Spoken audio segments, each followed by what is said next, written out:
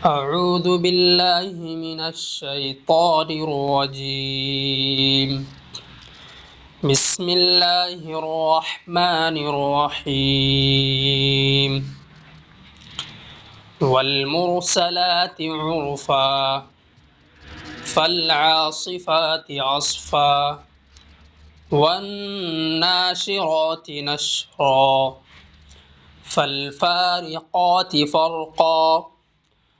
فالملقيات ذكرا عذرا أو نذرا إنما توعدون لواقع فإذا النجوم طمست وإذا السماء فرجت وإذا الجبال نسفت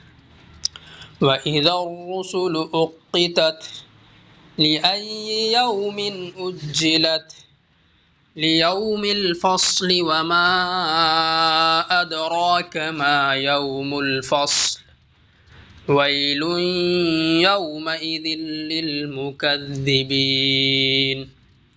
ألم نهلك الأولين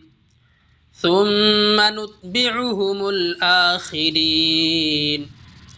كذلك نفعل بالمجرمين ويل يومئذ للمكذبين ألم نخلقكم من ماء مهين فجعلناه في قرار مكين إلى قدر معلوم فقدرنا فنعم القادرون ويل يومئذ للمكذبين ألم نجعل الأرض كفاتا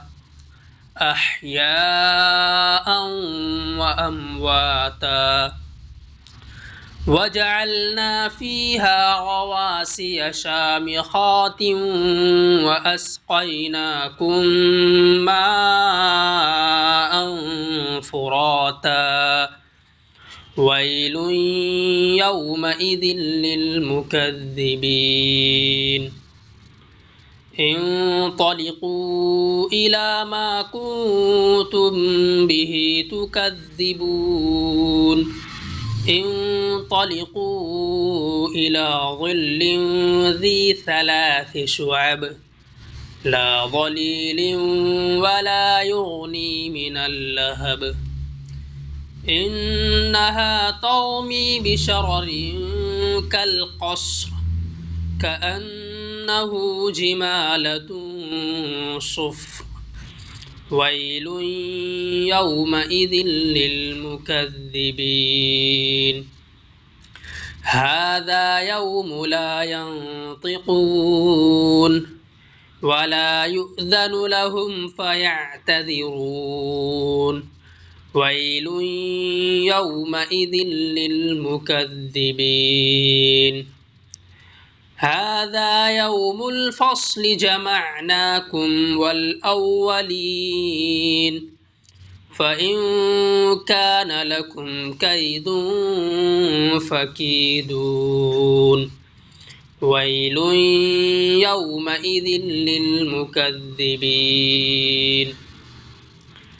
إن المتقين في ظلال وعيون إن المتقين في ظلال وعيون